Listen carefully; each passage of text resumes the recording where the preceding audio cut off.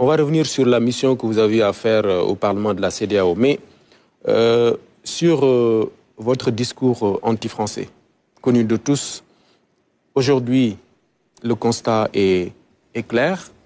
La France ne dégage pas.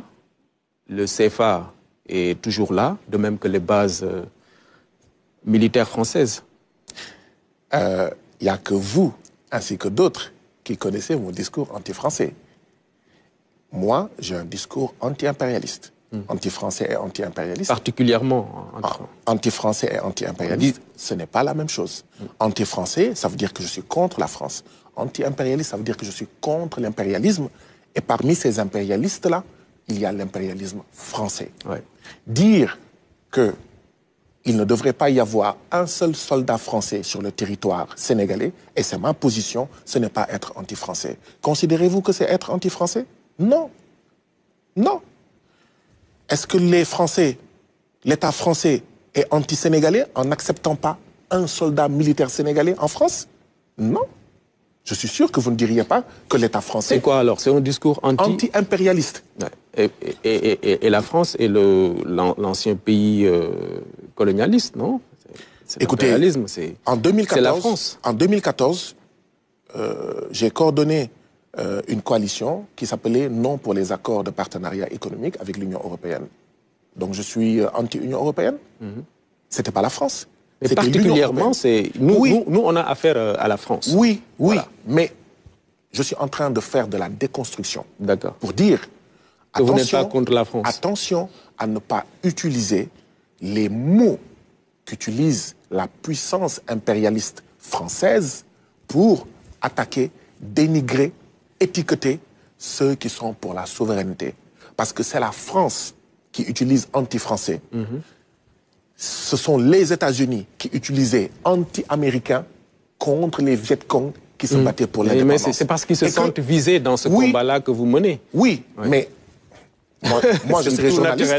Moi je serais journaliste, je ne dirais pas anti-français. Bon, disons... Parce que c'est le discours.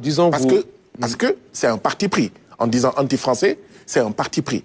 Or, moi, je ne me suis jamais défini comme anti-français. Je le serai, je l'assumerai publiquement. Je suis anti-impérialiste. Bon, d'accord. Maintenant, oui, vous avez raison sur une chose. Il y a plusieurs impérialistes qui sont au Sénégal. Mais l'impérialiste le plus fort, c'est l'impérialiste français. Parce qu'il n'y a pas de base militaire allemande. S'il y avait une base militaire allemande au Sénégal, je dirais militaire allemand, rentrez chez vous. Ouais, on se comprend alors. S'il y avait une base militaire, mais dire militaire allemand, rentrez chez vous, ce n'est pas être anti-allemand. C'est être tout simplement patriotique, panafricain. Ils sont toujours là, voilà, c'est la question. Oui, mais je voulais juste, quand même, pour ceux qui nous regardent, comprendre que nous ne sommes pas anti-français, nous sommes anti-impérialistes, et oui, nous sommes pour la décolonisation de nos affaires monétaires. Ce franc CFA, c'est une monnaie néocoloniale. Nous sommes pour la sortie de tous les soldats français, pas la réduction, comme le dit Emmanuel Macron. Nous ne nous battons pas pour la réduction des soldats français au Sénégal, mais pour qu'ils s'en aillent tous. Maintenant, oui, j'ai dit tout à l'heure, nous avons 4 mois. Nous n'avons jamais dit que si nous sommes élus, dès la première semaine, dès le premier mois, dès le premier trimestre, dès le premier semestre, l'armée française allait sortir. Nous n'avons pas dit que dès le premier semestre de notre élection, nous allons décoloniser nos affaires monétaires. Nous avons dit, si vous nous faites confiance et que vous nous élisez, d'accord, les bases militaires françaises vont partir, nous allons sortir de cette monnaie néocoloniale. Nous sommes toujours dans cela. Monsieur Nying, n'oubliez jamais une chose. Nous avons pris un État qui est néocolonial. Le président Bassirou Diomaye Diakhar Faye est élu. Il lui faut déjà décoloniser cet État. Il est en train de s'y atteler depuis son élection. Les membres du gouvernement nommés, les directeurs nommés, ce qu'on a appelé les chamboulements dans la justice, les chamboulements peut-être dans la police, dans la gendarmerie. D'accord? Nous sommes en train de procéder, ce n'est pas encore fini, à la décolonisation de cet État. Parce que personne ne peut faire les ruptures et transformer un État, un pays, en utilisant tel quel l'État dont il a hérité. les prochaines élections législatives seront déterminantes. D'accord. Je dis beaucoup des ruptures, y compris monétaires, qui vont être faites. Certaines passeront par la case Assemblée nationale. Nous sommes encore minoritaires là-bas. D'accord. Donc, vous en êtes au début. Ce qu'on peut retenir, c'est que ces réformes que vous avez envisagées concernant le franc CFA ou les bases militaires, ça va se faire? Vous pensez que la sortie du CFA va se faire? Rien n'a changé. Maintenant, oui, par quelle procédure, d'accord, par quelle tactique? Je crois que le gouvernement a ces considérations-là sur sa table. Est-ce que c'est par le biais de la monnaie unique ou commune de la CEDEAO? Est-ce que c'est par le biais d'une sortie du Sénégal de la zone franc CFA, etc. Je crois que le gouvernement est en train d'étudier. Mais ça va se faire, vous en êtes sûr? C'est ce que nous avons défendu. C'est ça la position aujourd'hui encore.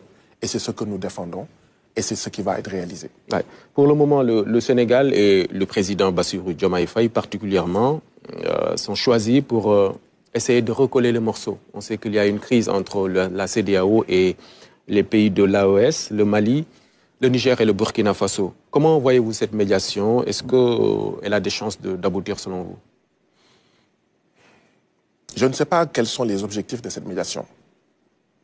Je ne connais pas quels sont les objectifs de cette médiation. Est-ce que l'objectif de cette médiation confiée au président Bassirou Diomaye Diakhar Faye, c'est de ramener dans la CEDEAO le Burkina, le Niger et le Mali? C'est l'idéal, c'est ce qui est voulu. C'est pour ça que je dis je ne sais pas. Mais si c'est cela, je ne crois pas à court terme, à moyen terme. Au moins, je ne crois pas que cela soit possible. Parce que malheureusement, cette CEDEAO-là a créé ces dissensions, a créé sa scission. En n'étant pas aux côtés des pays en proie au terrorisme. Une partie du terrorisme manipulée par des pays impérialistes, dont la France. Quand ces pays-là ont eu besoin de la CEDEAO n'était pas là. Et vous me permettez d'ailleurs de présenter mes condoléances à nos sœurs et frères du Mali, qui ont vécu plusieurs attaques dans la dernière période avec beaucoup de morts. Ouais. Je leur exprime ma solidarité et j'en profite aussi pour dénoncer fermement ce que l'ambassadeur d'Ukraine au Sénégal a eu à dire comme propos, soutenant de manière décomplexée des groupes terroristes au Mali. Le Sénégal ne sera jamais, ne devra plus être, s'il a été un jour, un endroit à partir duquel on va tenter de faire tomber des régimes, on va tenter de saper, en fait, un État comme l'État malien. Cela étant dit, je crois que c'est la CEDEAO elle-même, à partir de la posture néocoloniale de ces chefs d'État, qui ont créé cette dissension et qui ont provoqué le départ du Mali, du Burkina et du Niger. Est-ce que le président Bassirou Diomaye Diakhar Faye pourra les ramener? Je ne crois pas. Vous êtes pessimiste. Je ne crois pas. Mais encore une fois, je dis, je ne sais pas, est-ce que c'est cela la mission? Par contre,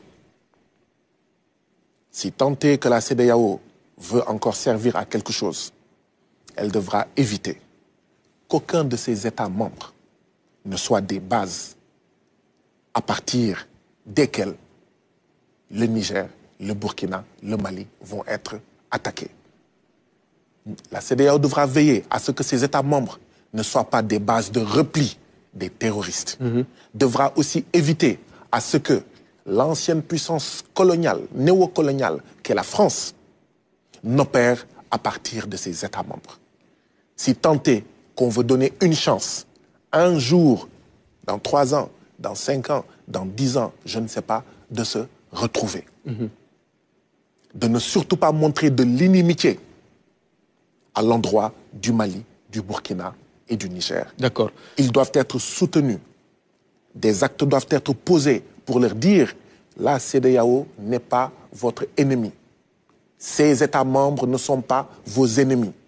Et aucun de vos ennemis n'opérera à partir de nous, États membres de la CEDEAO.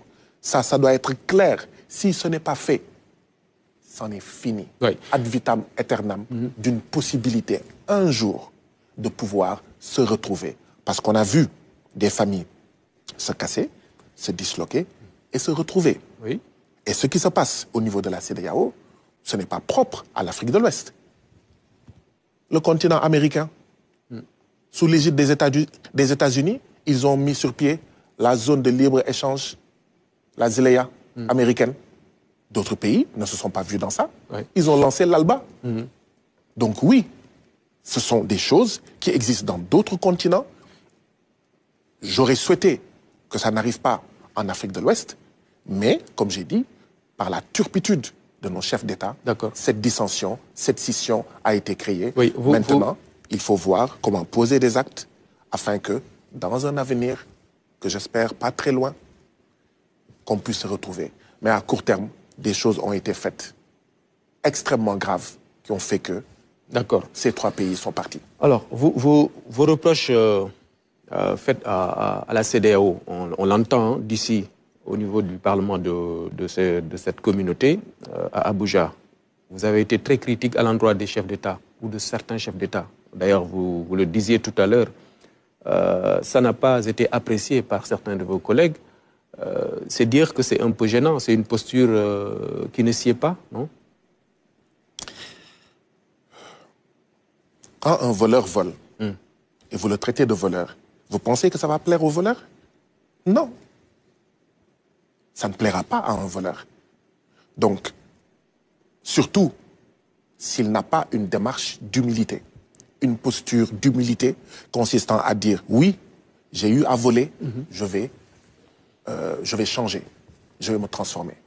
Vous savez, je n'ai pas critiqué fondamentalement des chefs d'État. J'ai critiqué des pratiques. Bien sûr, ces pratiques sont posées par des chefs d'État. Mais c'est un discours qui gêne.